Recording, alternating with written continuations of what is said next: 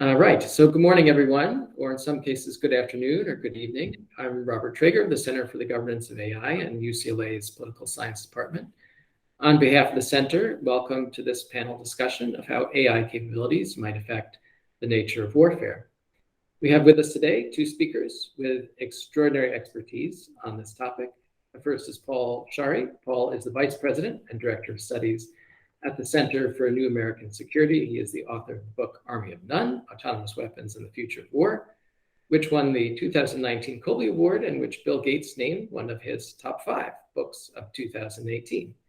Paul has previously worked in the Office of the U.S. Secretary of Defense, where he played a leading role in establishing policies on unmanned and autonomous systems and emerging weapons technologies. He has served as a U.S. soldier in Iraq and Afghanistan, and he has published widely and testified before the House and Senate Armed Services Committees, as well as many other venues on the topics we will address today. Our second speaker is Helen Toner. Helen is Director of Strategy at Georgetown Center for Security and Emerging Technology. She has also worked on AI policy at Open Philanthropy, as well as the Center for the Governance of AI, and studied the Chinese AI ecosystem while living in Beijing.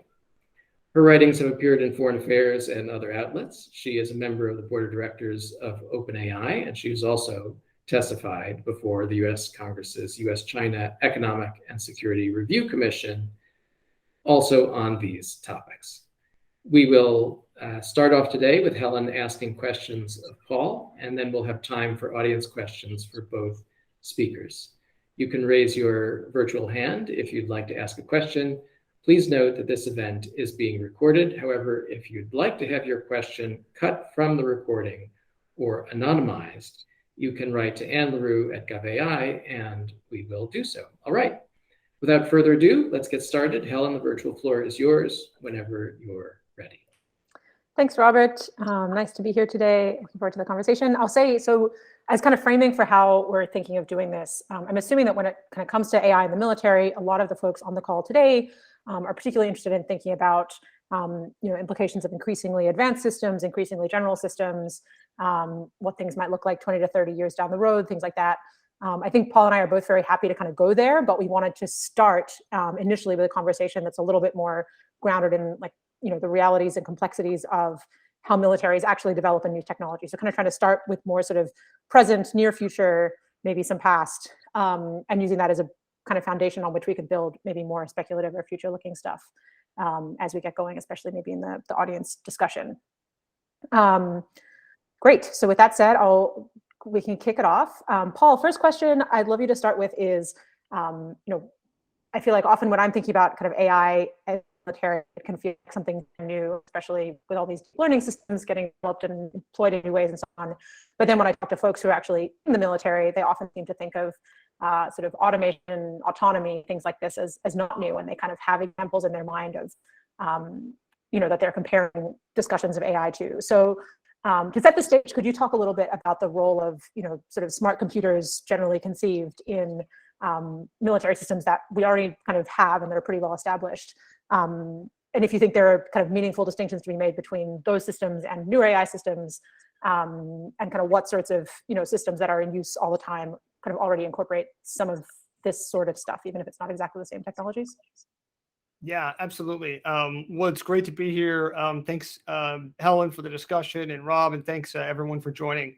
The military certainly operates a number of very complex systems of various kinds, weapon systems or other types of functionality, both physical, platforms, vehicles, aircraft, ships that have a lot of complexity, including software, as well as other types of, software-based systems that might be doing, say, information processing, and has done so for a number of years. Similarly, the way that we'll see in other industries, complex rule-based systems that have been around for decades, it's also true in the military. A good kind of mental paradigm would be if you think about what a commercial airliner does. You've got a really complex piece of machinery. It's got a whole bunch of software on board that controls the flight, generally a rule-based system using sort of good old-fashioned AI, if you will. Military has similar types of systems, both on board aircraft, on air and missile defenses, on radars, that it uses using rule-based systems, been around since the 80s, to process information and help respond quicker to various types of contingencies or scenarios. Some of these also are involved in weapon systems. Examples include automation on air and missile defenses, where the military has both on its ships and then on land-based air and missile defense systems, rule-based parameters that people can program in that basically will look at incoming threats. Could be from aircraft, could be from missiles. If they're coming in, from a certain direction, certain speed, certain altitude, then they're presented, they're sort of cued as threats to human operators. In some cases, even what the military would call a firing solution, basically getting ready to shoot down that incoming threat might be developed based on automation. And in some cases, there are modes that people can use these on where actually it'll destroy the incoming threat all by itself. Humans are in a supervisory capacity. They're on the loop, if you will.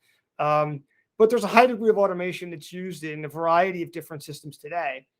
What, of course, is new is, like in many industries, militaries are now starting to look towards deep learning.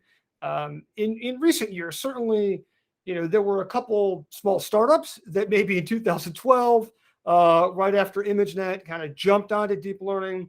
The sort of broader U.S. defense community is lagging behind some of these trends that we see in AI and machine learning, but they're catching up now. And for the last several years, they've been looking for ways to try to adopt a lot of the progress we're seeing in machine learning into military systems in things like image processing.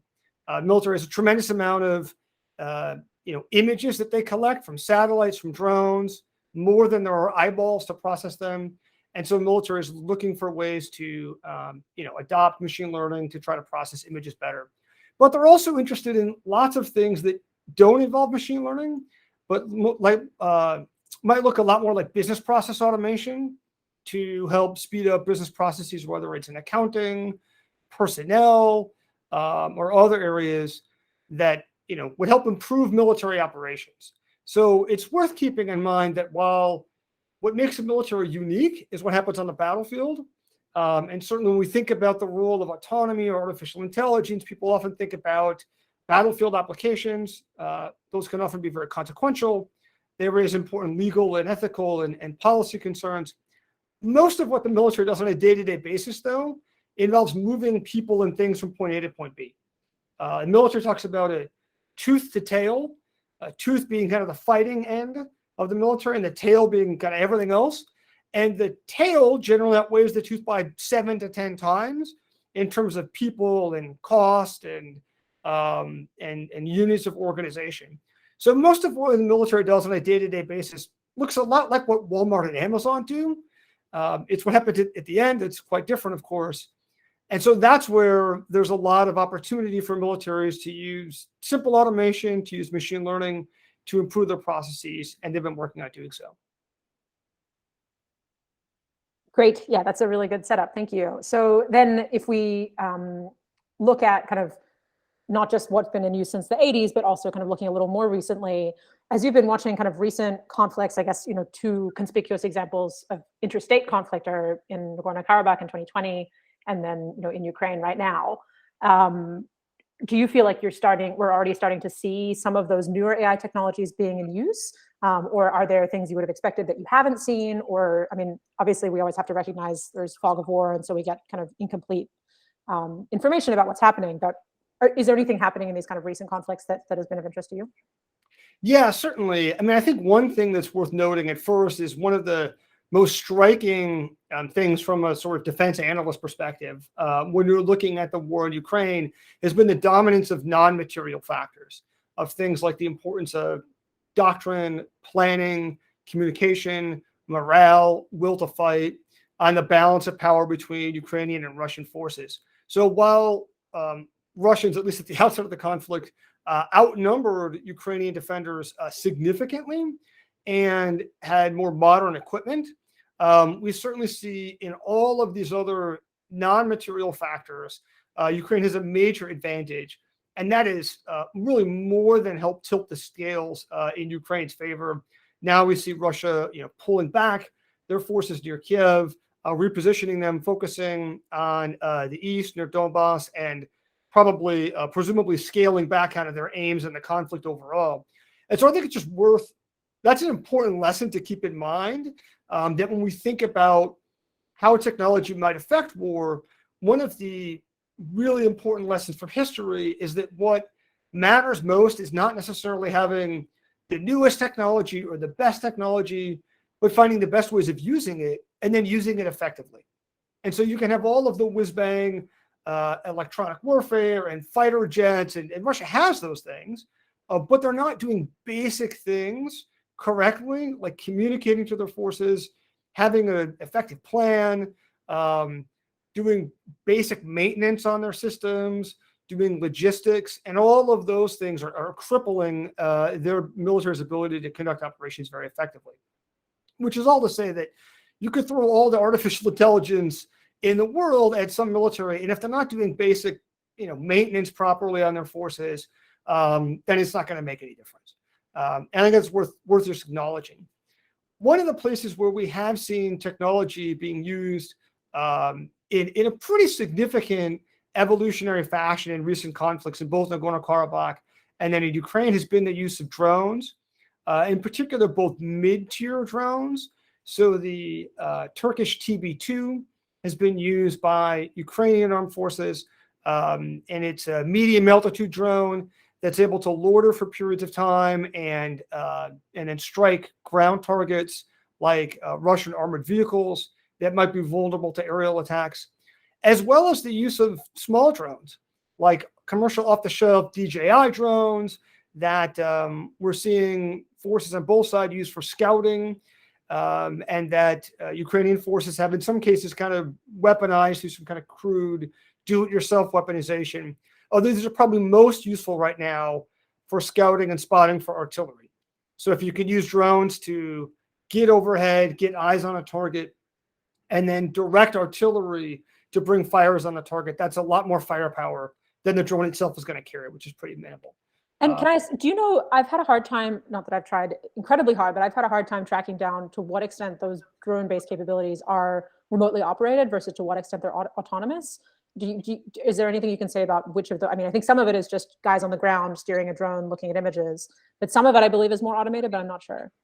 Well, my assumption in general is to assume things are like less autonomous than people advertise them to be. That's been the experience I've seen talking to military developers, and then you kind of, there's a lot, sometimes autonomous is used freely on the website, and then you talk to the engineers about what it's actually doing, and it's not very sophisticated. Most of the military specific drones that are being built today have some very simple automated features. So, it can, many of them, I don't know specifically what the TB2 can do, for example, but many of them can follow GPS waypoints, not particularly sophisticated. If they use communications, they'll maybe redirect to a predetermined GPS waypoint and wait there. Some of the military specific drones can do automated takeoff and landing. Not sure if the TB2 has that ability, but some of them do. The DJI drones have a fair amount of autonomy, in some cases more than a lot of the military drones, actually, just because they're doing faster tech refreshing, they're moving a lot faster in terms of upgrading the technology than military bureaucracies might be doing, which is a little bit slower. So a TGI that you could buy for a few $100 or $1,000 or so can do autonomous tracking of objects. So if you identify an object and lock onto it, say somebody riding their mountain bike down a trail or skiing down a slope, they can lock onto and follow that object. They can do some simple obstacle avoidance, avoiding trees or buildings that might be in the area. So there are some simple autonomous capabilities, but they're pretty limited. There have been some allegations by some experts of autonomous weapons being used, of weapons that actually would have some kind of image classifier on board the system that could then identify targets and then attack them autonomously by themselves. It's possible. Obviously, the technology is not hard to develop. You could download trained image classifiers online for free. So it's certainly possible to put that together. I'm skeptical that we've seen that so far. We haven't seen any evidence of that, although it's certainly possible. But I think there's a fair amount of uncertainty with a lot of these things. There's been other allegations of instances of autonomous weapons usage in Libya. I think we're starting to enter a place where there's going to be some of this ambiguity, where we'll be able to have situations where there's a crashed drone. We see the drone, and we know the drone was used, but this question that you're asking, Helen, of in what mode was it used is unclear. There's not necessarily physical evidence of that, and even what is the autonomous functionality is kind of murky sometimes. And that I think is going to be probably the case for a while, that we're going to be in kind of this ambiguous space. Yeah, that's helpful.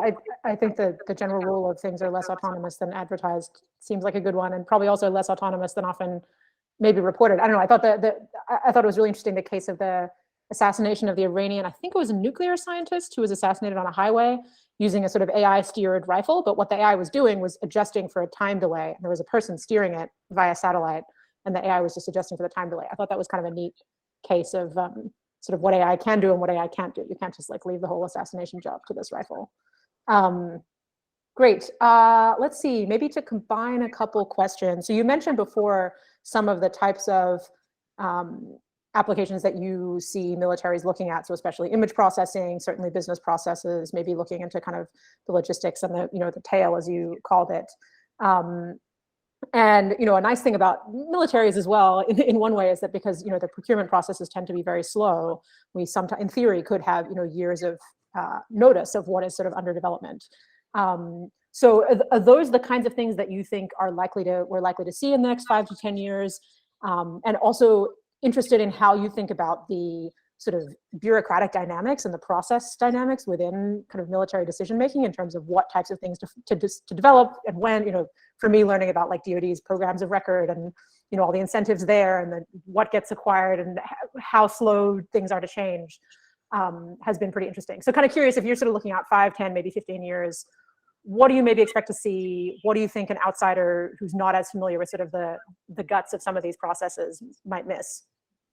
Yeah, no, great question. Well, let me try to maybe paint a picture of at least where things are in the U.S. defense community. I have, as you can imagine, less insight into say what's going on in the Chinese military or other militaries. But I don't have any reason to think that other countries are, say, dramatically ahead of the U.S., with the exception perhaps of Israel, which has been consistently a major leader in robotics and autonomy.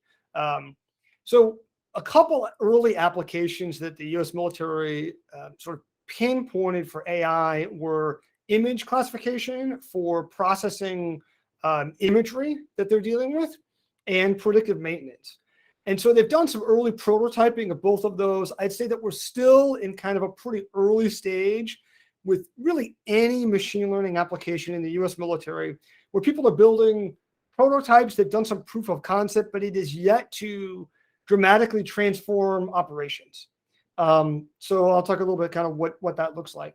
In terms of predictive maintenance, so one of the early things that the military was quite excited about was using machine learning to basically look at maintenance records and to try to predict when parts are likely to fail.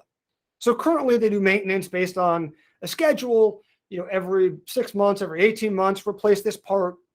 The idea was, if we took data on actual failures and then trained a model based on that, could we predict when things are likely to fail based on usage and other conditions? And then we could reduce both unnecessary maintenance and preempt failures and sort of reduce downtime. So one of the things that militaries are very concerned about is reducing downtime for their weapon systems and increasing the rate at which they're available. So if you buy 100 aircraft, for example, and they're only available 60% of the time, means you've only bought effectively 60 actual operational aircraft. The other 40 that you bought are just sort of like an overhead tax that you're paying in terms of having aircraft down for maintenance. Now, if you could bump that percentage from 60% to 70%, you basically just got 10 free aircraft. So that's potentially huge cost savings for the US military. The U.S. military spends $280 billion annually on operations and maintenance. So even a couple percent here is like big money. And they've shown in some proof of concept models of using AI models for predictive maintenance, the ability to get about a 3 to 6% improvement in availability for certain types of platforms like aircraft. So that's something they're going after. I wouldn't say that we've necessarily got to the place where that's implemented in a big way across the military, but that's the kind of thing where over the next decade, I think we're likely to see it become more integrated into operations.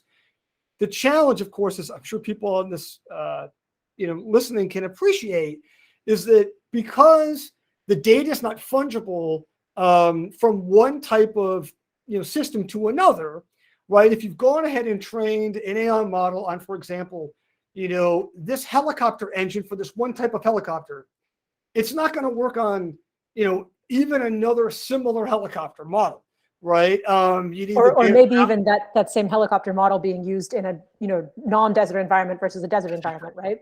Right, exactly, right. And so like that is a huge problem when you think about just the scale of what does that look like to put that into practice. And that's been a big challenge for the Defense Department, is they have thousands of engines, for example, all of which need their own A model. And so sort of scaling up, getting to your question about kind of the bureaucratic challenges, going from these kind of like bespoke tailored solutions to then employing AI at scale to an enterprise that's got 2 million employees, $700 billion budget.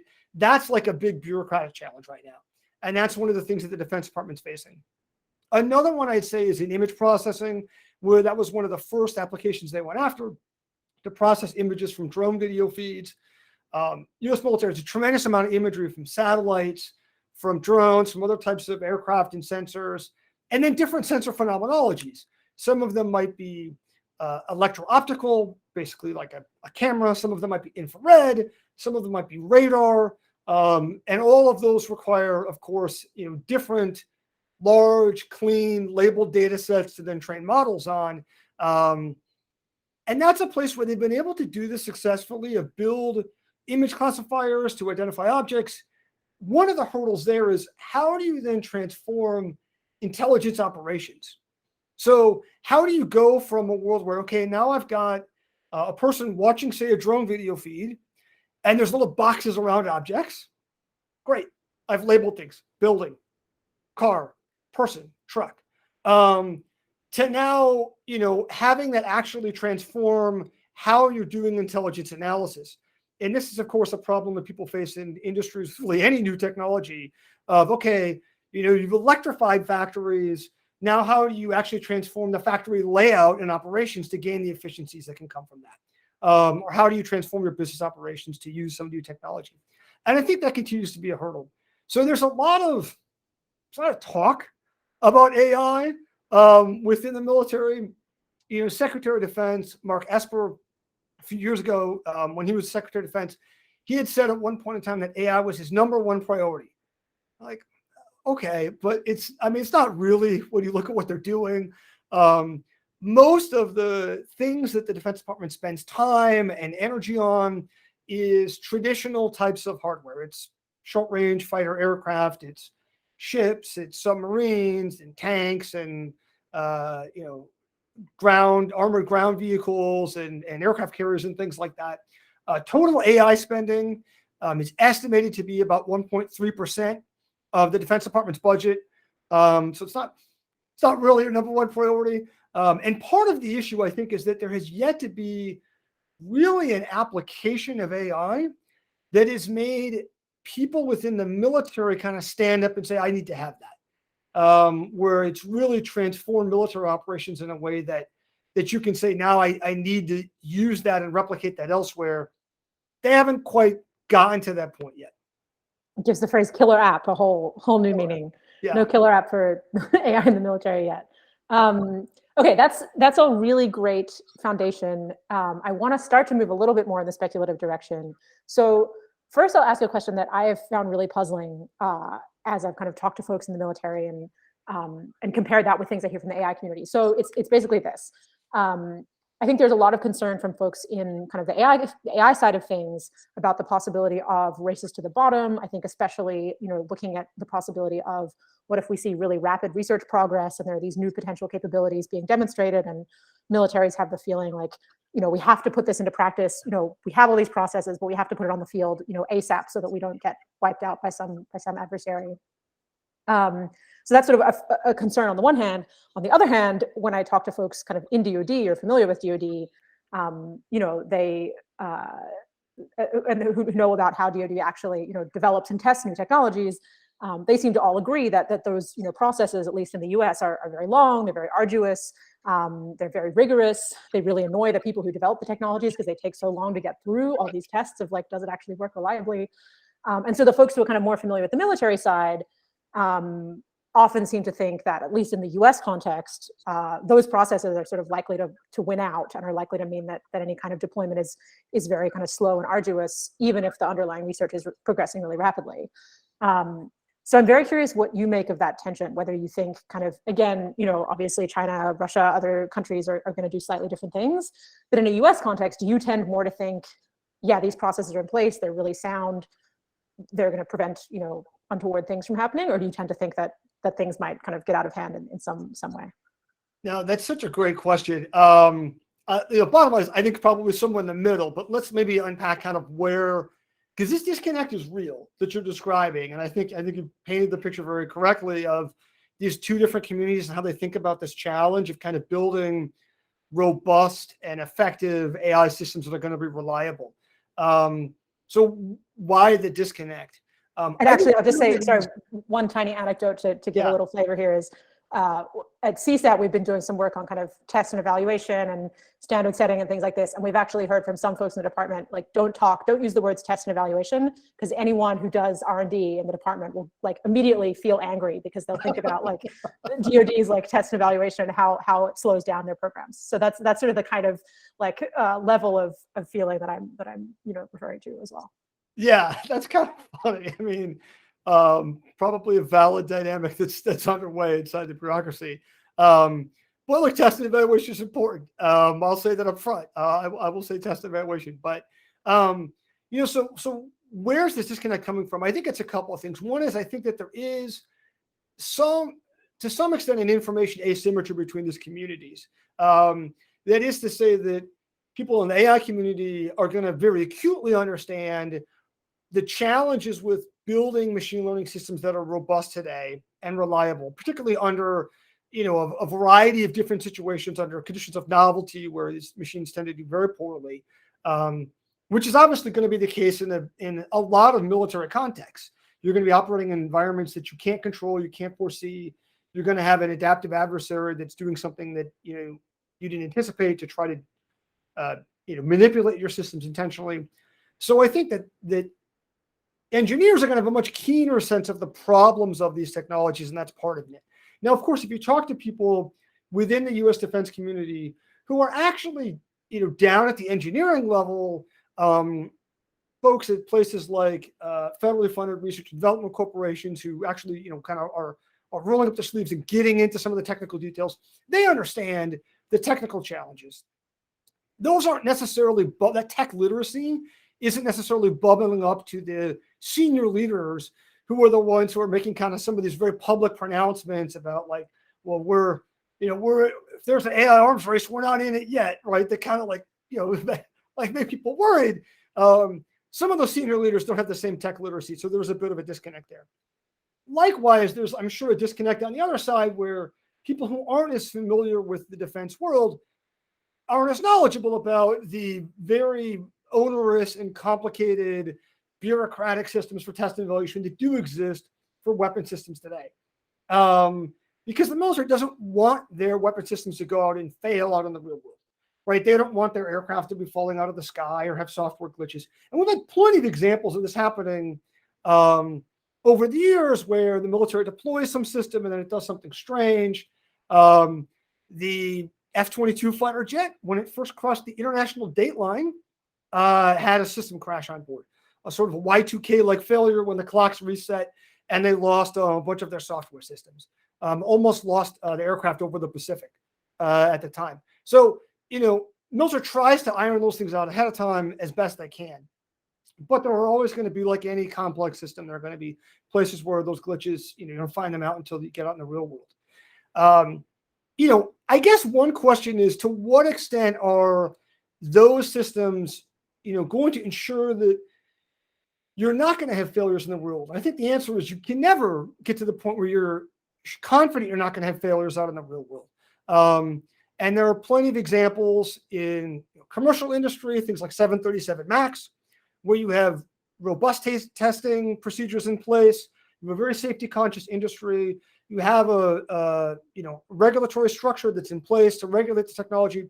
You still have failures. Military is not anywhere nearly as safe as the commercial airline industry, and certainly does not have that kind of external regulatory pressure. So they're certainly not immune from those kind of accidents, nor are they immune from those kind of competitive pressures that we've seen in other areas, like, say, self-driving cars, or also, I'd add, in the case of the 737 MAX, that might lead companies to feel pressures to move faster, to beat a competitor to market. So it's true that there are these really complex bureaucratic systems in place that are pretty onerous. I would say that that's no guarantee that you're not going to have accidents. And we've seen examples of military systems where people are taking shortcuts on testing to try to accelerate the process. So you can have this reality where, in some ways, precisely because the system by default is so long and arduous, people are trying to take shortcuts to move faster. We saw this with the V-22 tilt rotor aircraft. It's an aircraft the Marines use, takes off like a helicopter, flies like a plane. A lot of complex aerodynamics at play to make that work. And there were a number of crashes during development that killed several service members while it was being developed. And in part, in at least one of the instances, because some of the scheduled tests were actually eliminated because of schedule and budgetary pressures. And there was a Government Accountability Office investigation afterwards that pointed to some of these schedule and cost pressures to get rid of some of these tests. Another example is the Joint Strike Fighter, which basically went into initial production concurrent with development and testing before testing had basically been complete. And it was later termed by the senior defense acquisition official as acquisition malpractice, to kind of do that, to basically put it into initial production before it was complete, the testing was complete. And that's occurring at the same time that the entire system has taken 3 decades to move from initial concept to today. It's still not in full rate production. So you can have these dynamics where the system as a whole is very slow and moving very slowly, but also people are taking shortcuts in various areas. But I think there's 2 other disconnects that might be worth highlighting about sort of like what is the problem people are thinking about. One is, I've noticed that when I talk to people in the US defense community, even who are knowledgeable of problems with machine learning, there is a tendency to sort of chalk those current reliability and robustness problems up to it being an immature technology, with this assumption that, like, look, any new technology doesn't work very well. Airplanes weren't very reliable. They crashed a lot when we first built them. We'll get better over time. And that's often what I hear from people in the US defense community, even engineers who are familiar with this technology, was, we know how to do this. We know how to build reliable systems. We'll figure it out. Now, if you tend to look at machine learning and think that there's something that's intrinsically difficult about making it reliable, that might put you in a different camp. So if you sort of tend to think, well, there's something about either machine learning overall, or some aspects of machine learning, or some types of learning, let's say reinforcement learning, where it might be vulnerable to failure modes that are actually just much more intrinsically hard to iron out, then that's a very different sort of mental frame than saying, well, this is just something that's new and will get better over time. You might say, well, we're not going to get better actually over time. That's one place where there might be a disconnect. I think the other one, and you pointed out, Helen, that some people might be thinking about machine learning flaws in AI systems and worried really not about the systems today, about, say, facial recognition, where there's debates about bias and fairness with facial recognition. But some folks might be looking at this and thinking about more advanced AI systems down the road and say, well, if we have even more capable systems, given the flaws we have today, like how are we going to deal with that? And I'll just say that conversation about, say, more advanced AI systems is generally not on the radar of people in the defense community. They tend not to think about those kinds of challenges. They tend to be fairly disconnected from people thinking about artificial general intelligence, or whatever term you might want to use, transformative AI, to imagine some sort of more qualitatively capable system down the road. They're just trying to figure out how to make an image classifier work. They're kind of using tech that's like 5 years old. Frankly, they're pretty much behind the state of the art. They're not even really up to date on the state of the art today. If I go talk to a group of colonels in the US military, and I'm like, wow, large language models, really impressive progress, people are going to have no idea what I'm talking about. So there is kind of a significant gap sometimes in even what people are talking about in terms of the technology. Yeah, great. Okay, so I have one more question, and then I'll turn it over to the group. And I should say, I think we're scheduled to go to the end of the hour, but I think Paul and I both have a bit more time. So if there turns out to be more discussion than we can fit in, we can edge over a little bit. Yeah, so I guess just to sort of start transitioning more to speculative discussion, though maybe folks will have very concrete questions as well, but interested to give you a little bit more of a kind of blank page to speculate a bit, Paul, or talk about how you think about over the longer term. I mean, what kinds of issues are you thinking or worrying about if you're looking at, worlds further out, or worlds where AI research advances particularly quickly? Do you think, do you have a particular vision of what you expect it to look like if AI is sort of more integrated into the battlefield? Do you think there are things we should be kind of trying to steer away from? Where's your thinking on this? Yeah, I mean, this is where we get into kind of pure conjecture. So I can give you the kind of things that I think about, but who knows? Because it gets certainly more challenging here. Certainly, if you think about AI as this kind of general purpose technology, like electricity or the internal combustion engine, having this kind of wide variety of applications, like another industrial revolution, I think it's worth then asking, what is the widespread application of artificial intelligence and autonomy in warfare do to warfare? How does it change warfare?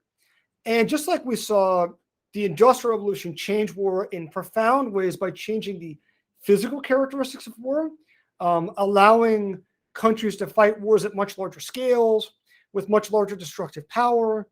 One can imagine that AI might do something similar to the cognitive aspects of war. And certainly we've seen examples of this already in applications of AI in games, in chess, in Go, StarCraft, Dota 2, Capture the Flag games, where it's not just that the AI systems are better than humans, although they are in some cases much better, but that they are able to actually play these games quite differently than humans are. And there's a variety of commonalities that we see in the way that the AI agents are better or different than humans in a variety of these games.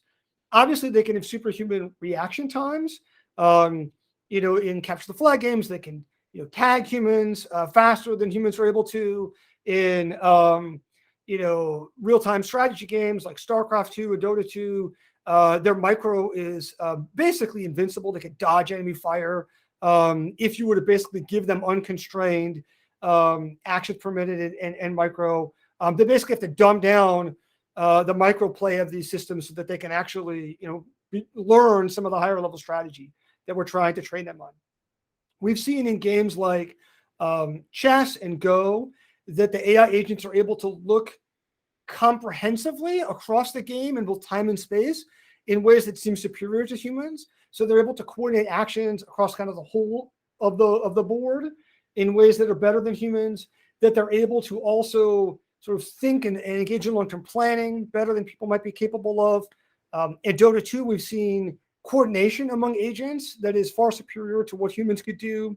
And so, those are all things that you might imagine could have significant effects in warfare. And what's interesting is in all of these games, what we're changing basically is the cognitive element of decision-making, or what militaries would call command and control, in terms of the ability to actually understand the battle space, make decisions, and then execute those commands to sort of all of the different agents that you might have that are operating out in some game space or in the battle space. It's not about the physical characteristics of these units. So while sometimes when we think about what AI might bring to militaries, people think about robots, and there are certainly advantages with robotic systems. Of course, in all of these games, the AI agents are using the same types of units as the humans are.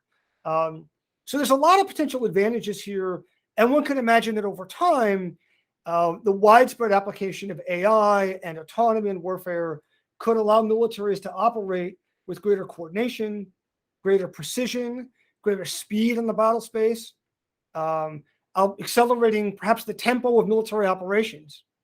Now, some Chinese scholars have theorized that over time, these shifts, perhaps decades down the road, could lead to what they've termed a battlefield singularity. So a point in time where the pace of action on the battlefield eclipses humans' ability to adequately understand and respond in a way that humans can keep pace with what's going on in the battlefield.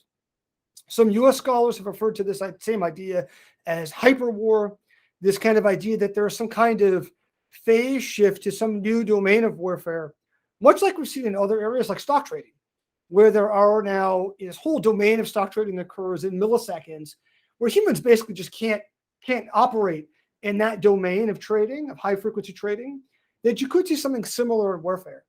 Now, if that were the case, I think it would raise very challenging issues surrounding escalation control.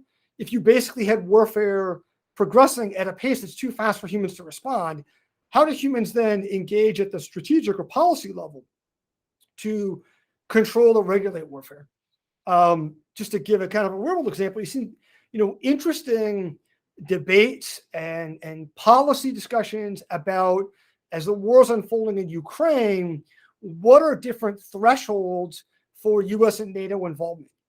Right now, the United States and NATO are funneling weapons into Ukraine. They're giving intelligence support, but they're not operating inside Ukrainian territory. They're not directly striking Russian forces. There have been proposals for things like humanitarian safe zones, no-fly zones, things that might sort of cross different escalatory thresholds. Now, if you can imagine a world where the pace of action is happening faster than humans can adequately respond, that begins to raise challenging questions for how do you control escalation within conflicts, even that might be already underway. Or how do you engage in successful war termination, which might involve political negotiation between parties. So all of those, I would say, present some really challenging problems for how we think about maintaining human control over warfare in the future. Great, or not great. I mean, terrifying, but great exposition of some potentially concerning topics. Okay, so I think now we're going to open up for Q&A. Robert, should I just go ahead and pick people, or do you want to moderate? What's the best way to handle this? Yeah, either way is good. If you'd like to, that'd be great. Anybody wants to raise a hand can raise a virtual hand, and if you guys want to pick them, that'd be great, or I can if you prefer. Great, I'm happy to do it if that's just as easy, whatever works. Just as long as I'm looking in the right place to see hands, which I think is the participants window, right? Great, okay. Hans, looks like you got in there first. Thanks a lot for these questions and answers, and to everyone who have been involved in making this meeting possible. Really, really great.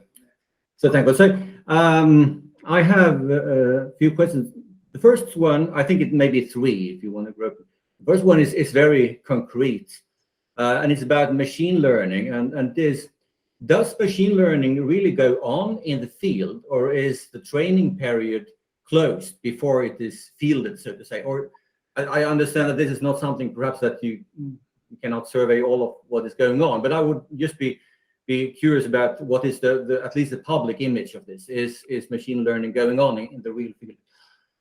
And then the second question is about, again, you have touched upon this, but I want to be really specific about the difference that AI weapons really can do or that they have done at this moment. So is there some specific battle development that you think would have unfolded differently, counterfactually, if the AI system hadn't been there? Is there some kind of the development that you can think of that would have been surprising and that you would speculate, seeing that the reason for this surprising outcome, say a de-escalation or a surprise attack, that the explanation actually is the access to these kinds of techniques in that situation? I understand it's very speculative, but I just want to see where are we in today's wartime. And then the third question is, it's about the peace side of this debate. I understand the topic here is AI weapons, but in any battle situation, you're both looking for opportunities to kill, but also to de-escalate, or you try to minimize violence as soon as you can. It can be about that you can perhaps identify situations where civil casualties will be a greater risk, or where you can I'd understand that your enemy is actually willing to back down a little bit earlier. And is there also some kind of intention or willingness to develop these applications also to identify, let's say, the peace opportunities in battle time? So again, thanks a lot for your presence here. Looking forward to what even everyone else in the meeting will ask. Thank you. Yeah, Paul, I noted those down if you need reminders, but go ahead. The first one was about, I guess, online learning. Yes, I might. Let me start with the first one. So my understanding is that most of the things that militaries are doing today are going to involve batch learning.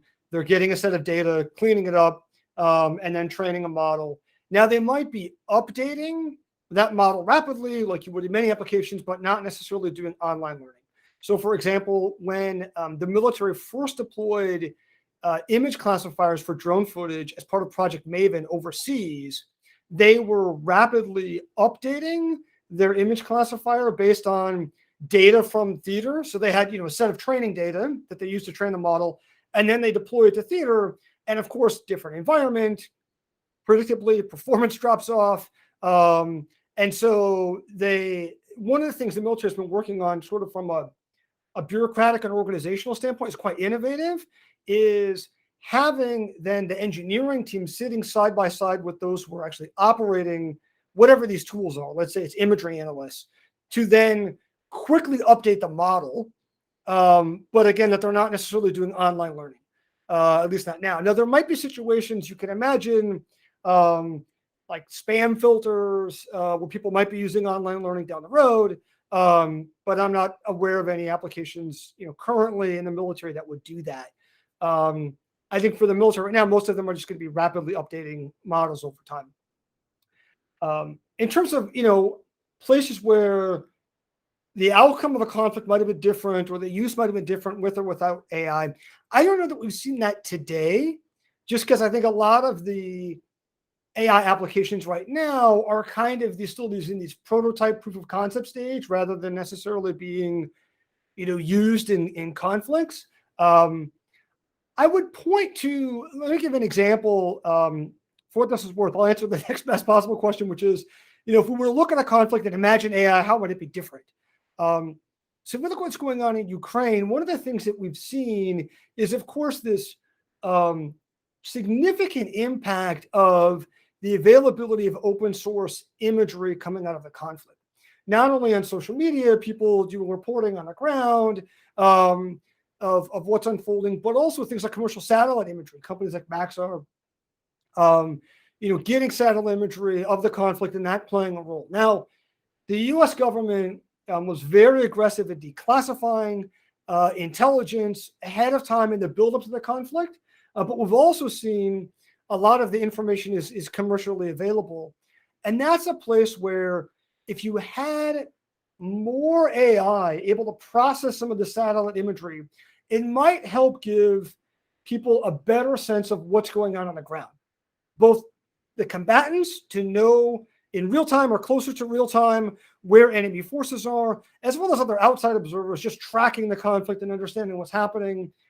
certainly in the run-up to the conflict, the ability to actually see how Russia was building up their forces on the Ukrainian border, and the movements they were making had a big impact on the diplomacy, which is a place where more AI to kind of help process that information could be more effective in aiding kind of the diplomatic and peace aspects of this. And then for combatants, sort of obviously knowing where enemy troops are at any given point in time, and identifying them accurately might help them, strike and attack those enemy forces more quickly. One of the things that we've seen in a number of conflicts, both in Ukraine and Nagorno-Karabakh and elsewhere, is that drones are making ground forces more vulnerable to air attack. And one of the things that drones do that's different is they can persist in the air for long periods of time. So ground forces always been vulnerable to aerial attack from aircraft, but fighter jets are only in the air for a brief period of time.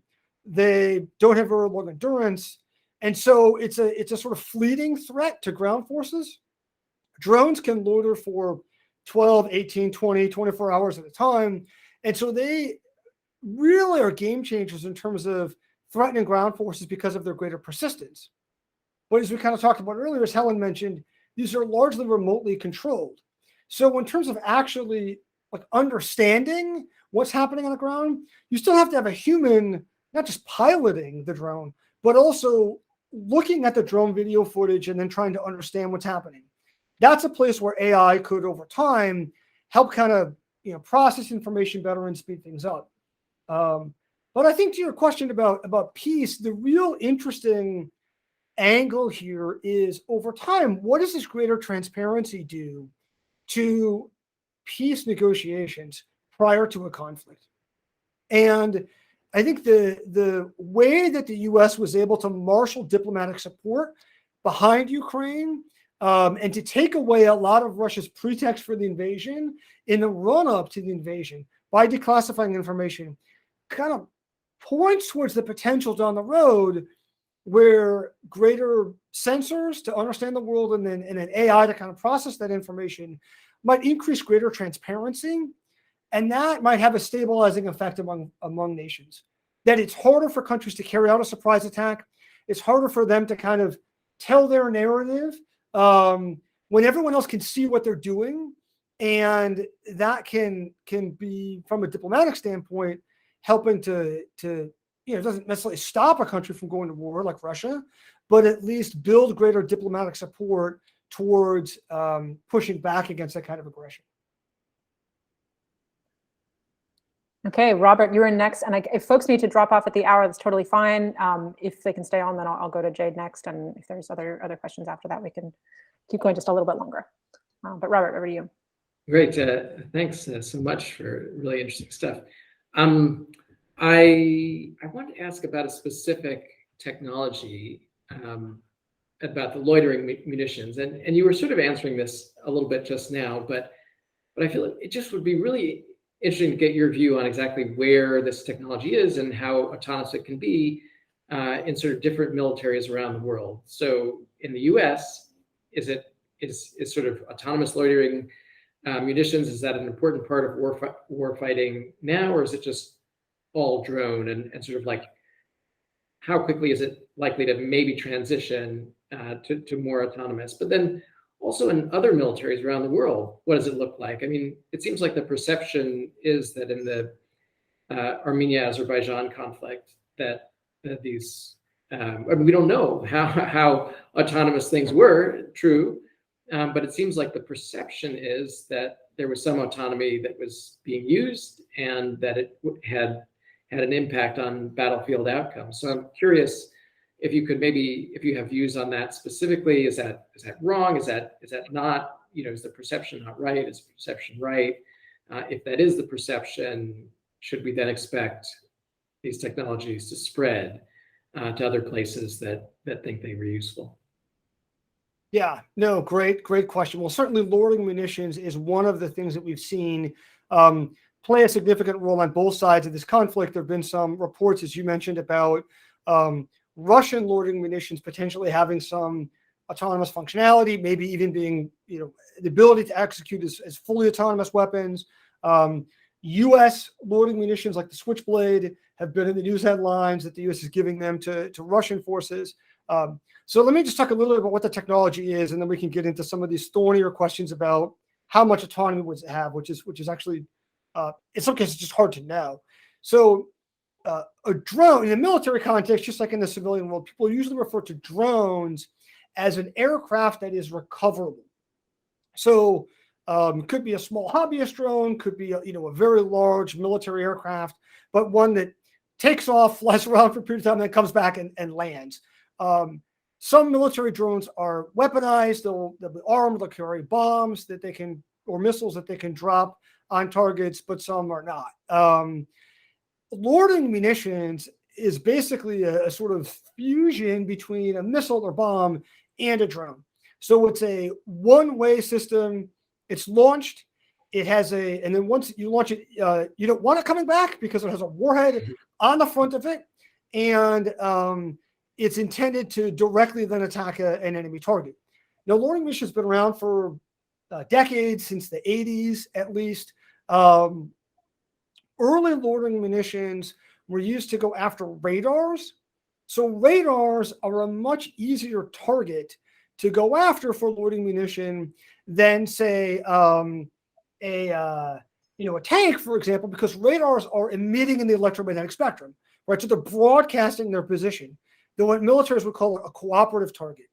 And so a loitering munition basically can just zero in on that source of electromagnetic energy and then home in on it and strike the target. The Israeli Harpy drone is an example of a loitering munition of this type. It's an anti-radar weapon. It's been around since the 90s. It's been sold to a handful of other countries, Turkey, India, China, South Korea. The Chinese are, not perhaps not surprisingly, have reportedly reverse engineered their own version of this. That's not a particularly sophisticated weapon, doesn't need machine learning to, or anything kind of fancy image classifiers to do that, to zero in on that kind of electromagnetic energy. Now, of course, you could build loitering munitions today, and they're used in a variety of contexts that don't have any autonomous functionality. They're steered by people. The U.S. was using in Iraq and Afghanistan a small loitering munition called the Switchblade. It was an anti-personnel weapon.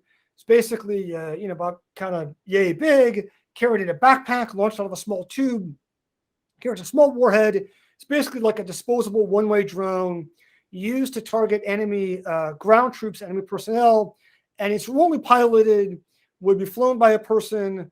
They'd see an enemy fighter and then tell the drone to attack, and it would sort of execute a dive bomb, and then the warhead would explode at the last second to kill that person.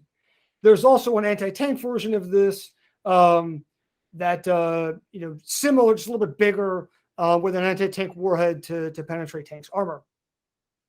Now, one could, of course, imagine that, one could put some kind of image classifier on this to identify tanks or people to then, be used in an autonomous fashion. The Russian Zalakib drone, autonomous loitering munition, sort of advertises a bunch of autonomous functionality. We know the drone's been used in Ukraine. That gets into this question of was it used in an autonomous way, and how autonomous is it? Was it an autonomous weapon? It's possible that was the case. Again, my default is to kind of assume less functionality than hype most of the time as a general rule, but it's certainly possible. I think it's clear that we're going to see more loitering munitions used in future conflicts. They're relatively cheap, pretty easy to build. The technology is pretty widely accessible to other actors to use them. And over time, we'll say the next 5 to 10 years, I think we'll begin to see more autonomous functionality used in them.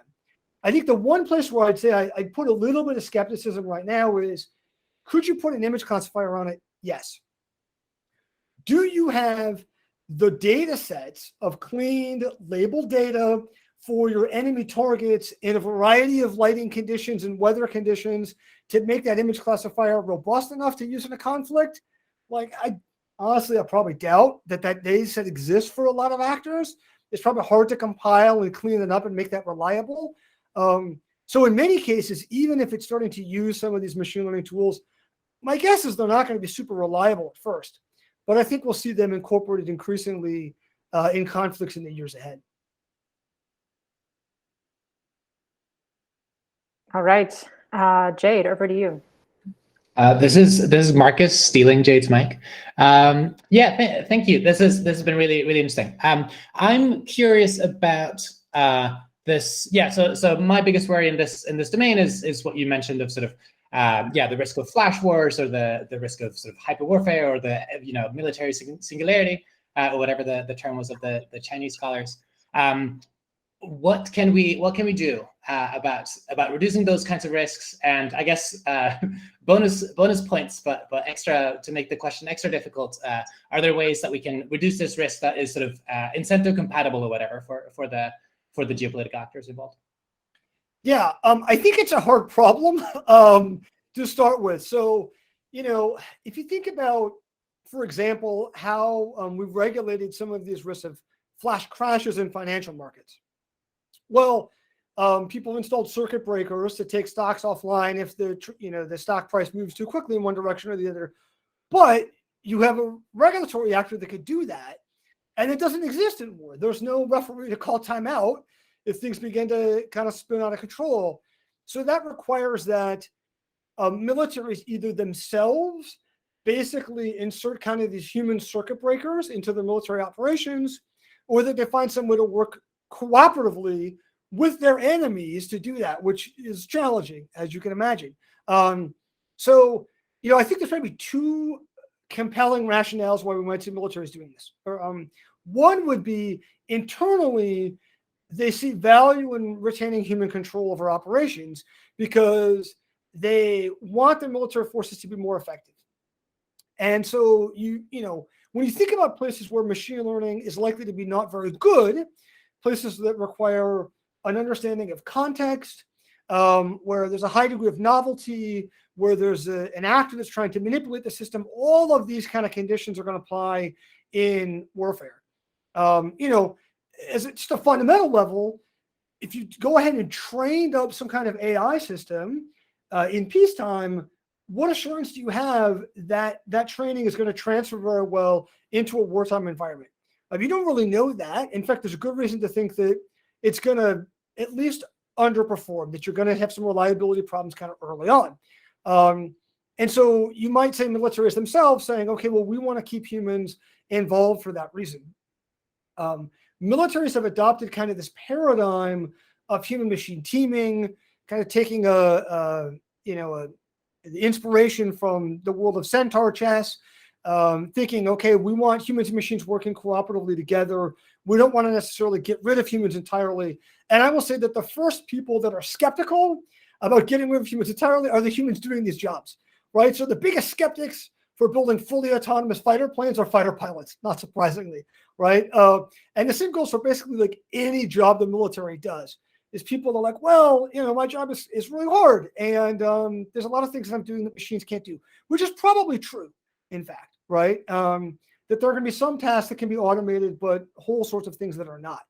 I think trying to get countries to reach agreement where you think incentives need to align, they need to actually cooperate, that's going to be much more challenging. There are examples throughout history of militaries cooperating on arms control, on just agreeing not to use weapons entirely, or limit how weapons are used in warfare.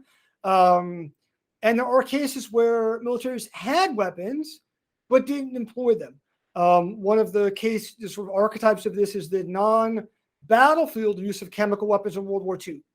Obviously, you had Germany using chemical weapons in gas chambers in the Holocaust, but both parties on all sides basically had chemical weapons, tens of thousands of tons that were stockpiled of mustard gas and other chemical weapons that they could have used in the battlefield that were used in World War I, not used in World War II, except for some isolated cases, generally where they were used against an actor that didn't have them. And the main factor was not really any kind of treaty holding things back. It was, one, the fear of reciprocity of, if I use chemical weapons, the enemy's going to use them against me, but also them being not very effective. That against military forces who have chemical protective gear, they might slow down their operations, but really are not a very decisive weapon. So, there are also lots of examples of failures of weapons that people tried to regulate: submarines, aircraft, the crossbow in the Middle Ages that failed pretty dramatically. So it's a mixed bag on either side. There might also be some room for regulating how militaries operate in crisis situations prior to the outbreak of conflict. And we've seen a number of examples of what scholars refer to as confidence building measures that are really meant to exist in peacetime. The US-Soviet Incidents at Sea Agreement in 1972 is kind of a great example of this, where there were a number of peacetime air and naval incidents where US and Soviet forces were kind of butting up against each other, and there were some hazardous incidents, and basically countries got together and agreed to deconflict some of their air and naval operations to try to reduce the kind of risk of friction and accidents that might lead to unintended conflict and escalation in peacetime. Now, if you want to start a war, that's not going to stop you from that, but it might reduce the potential for some of these accidents in militarized disputes prior to war. And there might be room there for agreement. I think it's an area worth exploring, but it is, I think, a really thorny problem. Robert, back to you. Just one other quick question for you, Paul. I'm curious what you think about the capacity that DoD or other ministries of defense are building up to sort of evaluate these systems. So it seems like more and more weapons manufacturers are going to be coming to the DoD and saying, here's a system, it works really well. In a few years, it will be, here's a loitering munition, and it distinguishes civilian from combatant. And then there'll be like some trials, and they'll see it run, and it'll look like it's doing that. But fundamentally, it'll be a question of whether it can really do that, out of sample, right? In some new cultural context, in a whole range of new cultural contexts, can it actually do things like that?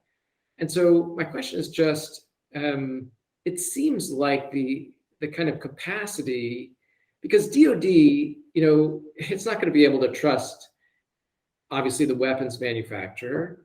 It's not going to be able to like open source the technology, as is often done, and say, everybody take a look at this and see if this seems right. So it's going to have to vet all of this stuff for itself. And so the question is it developing? Are you confident that it's developing the capacity to do that? I mean, is it sort of working with, let's say, industry actors who maybe aren't selling its stuff right then, in order to figure out what the right questions to ask are, to see, what the systems will do in different contexts?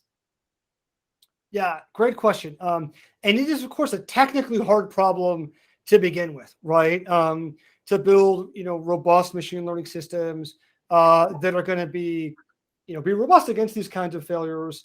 And how do you build, basically then some kind of socio-technical system that's going to allow you to employ it in a way that is safe, given some of these challenges.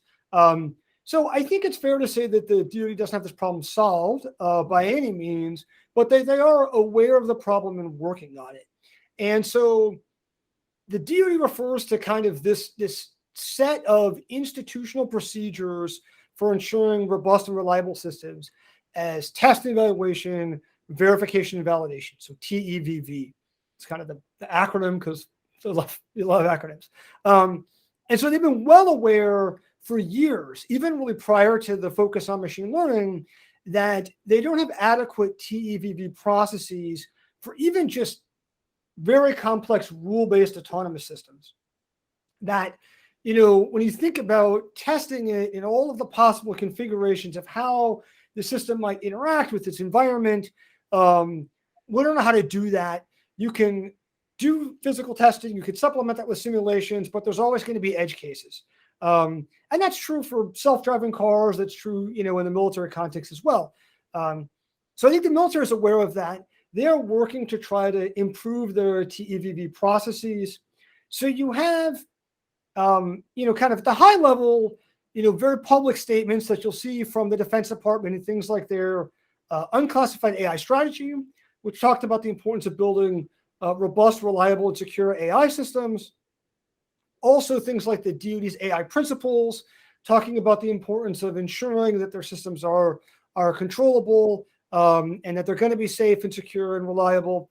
But also kind of below the waterline of what you might see publicly or might gain media attention, there's been a lot of activity, a lot of which is actually publicly available, kind of if you go look for it, where DoD has done things like release in the last year detailed guidance coming out of the Deputy Secretary of Defense's office, talking about putting responsible AI into practice throughout the department, performing test and evaluation procedures, a set of very detailed guidance coming out of the Defense Innovation Unit, their kind of Silicon Valley outpost about responsible AI guidance. So kind of getting beyond just the high level, principle statements, but actually kind of figuring out how do you put this stuff into practice.